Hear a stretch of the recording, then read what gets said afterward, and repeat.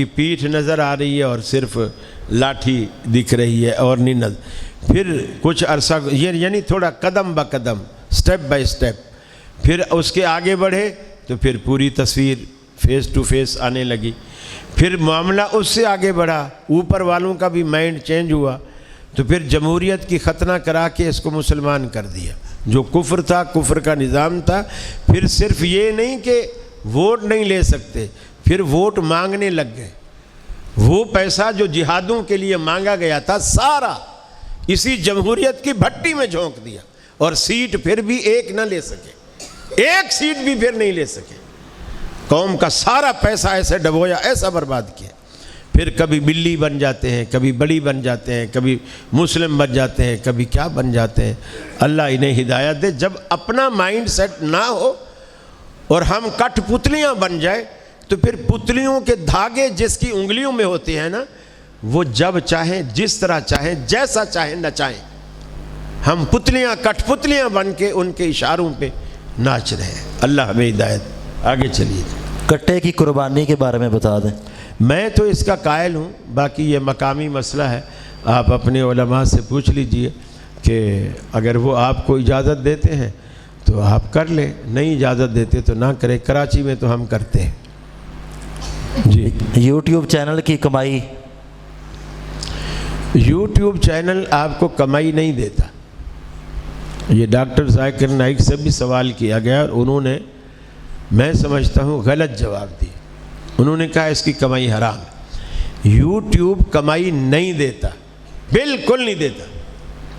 YouTube ہمارا ماما لگتا ہے, وہ کیوں ہمیں پیسے دے گا. یوٹیوب جو پیسے دیتا ہے وہ ان اشتہارات کے دیتا ہے جن اشتہارات کا آپ اپنی ویڈیو میں الاؤ کرتے ہیں.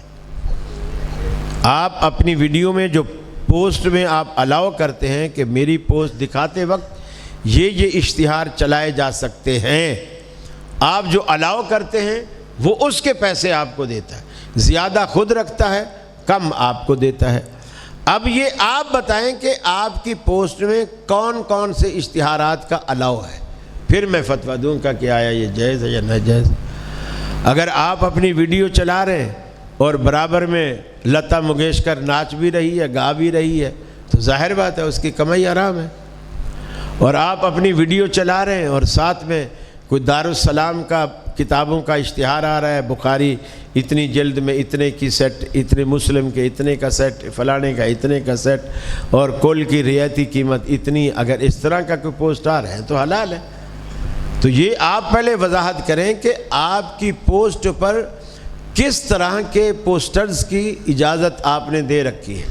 چونکہ یوٹیوب نے ایسے بھی کھانے رکھے ہوئے ہیں جس میں آپ جس چیز کو منع کریں گے وہ آپ کے پوسٹ میں نہیں دے گا.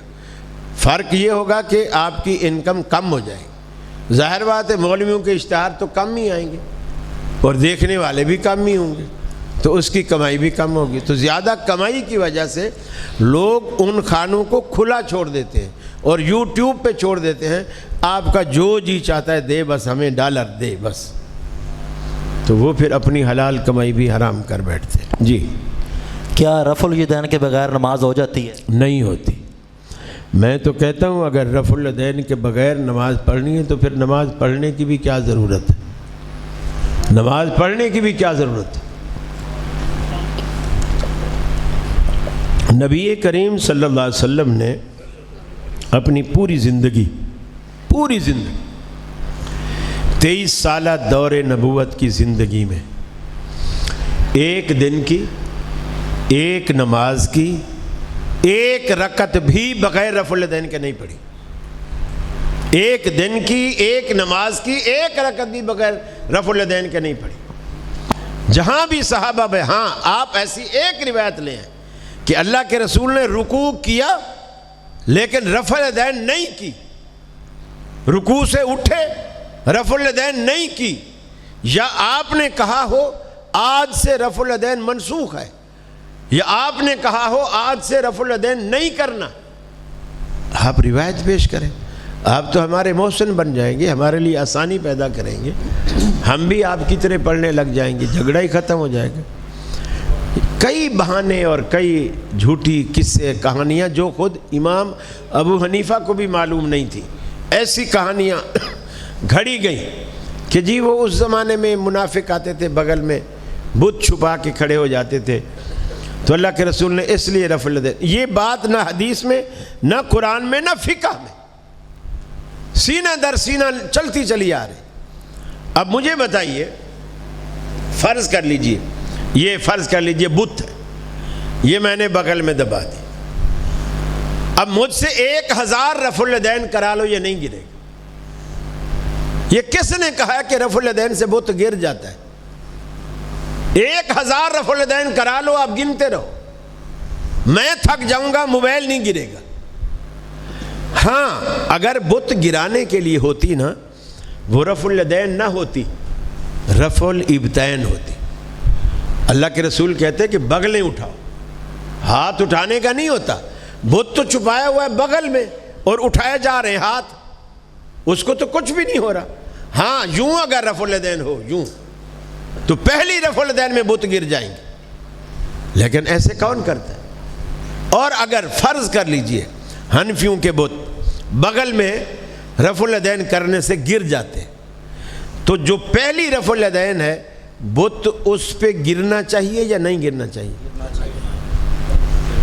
تو جو بت گرانے والی رفع الیدین ہے وہ بھی کرتے ہیں، تو بت گرانے والی تو پہلی ہے نا، جب رکوع پہ گئے اور کی اس وقت تو بت گر چکا تھا، وہ بت گرنے کے بعد ہے، جب رکوع سے اٹھے اور رفع الیدین کی اس وقت بھی بت گر چکا تھا، وہ اس کے بعد ہے۔ پھر اگر یہ لاجک تمہاری مان بھی لے تو وتروں کی تیسری رکعت میں کیا کوئی تمہاری بغل میں بت دے جاتا ہے؟ جب قنوت پڑھنے لگتے ہو تو رفع الیدین کرتے ہو، کیا اس وقت تمہاری بغل میں کوئی دوسرا بندہ آ کے بت دے جاتا ہے؟ پھر عید میں 3 دفعہ پہلی رکعت میں، 3 دفعہ دوسری رکعت میں، 6 دفعہ رفع الیدین کرتے ہو، کیا اس وقت بت ایلفی سے چپکے ہوئے ہوتے جو ایک رفع الیدین سے نہیں گرتے اور 6 دفعہ کرنی پڑ رہی ہے؟ خدا کے لیے نبی کی سنتوں کا مذاق مت اڑا، مذاق مت اڑا۔ دیکھیے اللہ کی دربار میں جب بندہ آتا ہے سب سے پہلے یہ خالی ہاتھ اللہ کو دکھاتا ہے، اللہ میں تیرے پاس کچھ نہیں لے کر آیا، خالی ہاتھ آیا، لیکن جب سجدہ کر کے اٹھ کر یہاں سے جانے لگوں تو مجھے خالی ہاتھ نہ بھیجنا، خالی ہاتھ نہ بھیجنا۔ دوسری بات، جب بھی 2 فوجیں آپس میں لڑتی ہیں، جو فاتح فوج ہوتی ہے وہ شکست خوردہ فوج کو سب سے پہلا آرڈر کرتی ہے ہینڈز اپ۔ کیا آرڈر کرتی ہے؟ ہینڈز اپ، جس کے معنی یہ ہوتے ہیں ہتھیار پھینکو اور ہاتھ کھڑے کر دو، اور اس ہاتھ کھڑے کرنے کا مقصد یہ ہوتا ہے کہ تو جیتا میں ہارا۔ شکست خوردہ فوج جب ہاتھ اٹھاتی ہے گویا وہ اعلان کر رہی ہوتی ہے کہ میں سامنے والی فوج سے ہار گیا، میں نے اپنی ہار مان لی۔ اور یہ بین الاقوامی رول ہے کہ جب کوئی کسی کے آگے ہینڈز اپ ہو جائے تو آپ اس پر فائر نہیں کر سکتے، گولی نہیں چلا سکتے، ہاں پکڑ سکتے ہیں، گرفتار کر سکتے ہیں، گولی نہیں چلا سکتے۔ جیسے کسی زمانے میں آپ کی اچھی خاصی پاکیزہ فوج وہ انڈیا کے سامنے ہینڈز اپ ہو گئی تھی، 90,000 فوج ہینڈز اپ ہوئی تھی اور انہوں نے ان کو گولی نہیں چلائی تھی، البتہ 90 کے 90,000 کو قید کر لیا تھا۔ ٹکا خان کے دور کی بات ہے، ان کو قید کر لیا، یہ دنیا کا رول ہے۔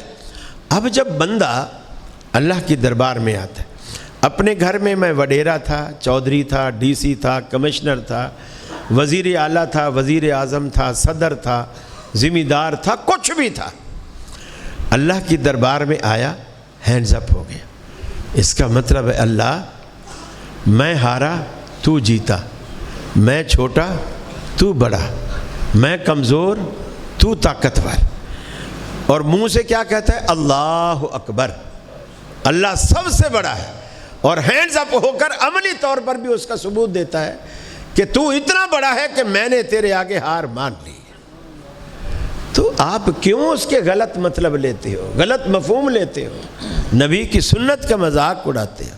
اللہ ہدایت دے. جی طلاق دینے کی جائز اور سوالوں کی کوئی حد بھی ہے؟ میں 10 بجے سے اوپر نہیں جاؤں گا. اور شیخ صاحب بھی تشریف لائے ہیں، ان کا بھی بیان ہوگا انشاءاللہ. ہاں شیخ صاحب بھی تشریف لائے ہو 10 بجے تک آنے کی تو کچھ سوال ان سے پوچھ لینا. ہاں ایک سوال جی، ایک آپ فرماتے ہیں کہ اہل حدیث حق پہ ہیں. اہل حدیث کی تعریف کیا ہے کہ اہل حدیث چور بھی ہو، ڈاکو بھی ہو، زانی بھی ہو، بدماش بھی ہو، داڑھی بھی بناتا ہو، وہ حق پہ کیسے ہو سکتا ہے؟ وہ کہتا ہے میں اہل حدیث ہوں. یہ سارے پورے سارے آپ تو ان میں سے نہیں ہیں نا. نہیں، ہاں ماشاءاللہ. تو آپ کو یہ ہنسنے کی بات نہیں ہاں ہے. ہاں تو آپ کو فکر بھی نہیں ہونی چاہیے. آپ تو ماشاءاللہ اچھے ہیں، آپ چور بھی نہیں ہیں، ڈاکو بھی نہیں ہیں، شرابی بھی نہیں. دیکھیے میں نے جو تعریف کی وہ مجھ سے پوچھا گیا کہ اہل حدیث کون ہوتے ہیں. وہ ایک گروہ، ایک جماعت، ایک پارٹی کی منہج کے طور پر میں نے بتایا. باقی اگر کوئی داڑھی بناتا ہے، کوئی نماز نہیں پڑھتا، کوئی چوری کرتا ہے، کوئی زنا کرتا ہے، وہ مسلک کا قصور نہیں ہے، وہ اس کا ذاتی قصور ہے، اس کی ذاتی خرابی. دیوبندیوں میں بھی کوئی چور ہو سکتا ہے، بریلویوں میں بھی کوئی ڈاکو ہو سکتا ہے، کوئی قاتل ہو سکتا ہے، لیکن ہم یہ نہیں کہہ سکتے کہ بریلوی تو ہوتے ہی قاتل ہیں. ایسا ہم نہیں کہہ سکتے. وہ اس ایک بندے کی خرابی ہے جو بس اسی کی مانی جائے گی، پوری جماعت کو اس سے بلیم نہیں کیا جائے گا. جزاک اللہ.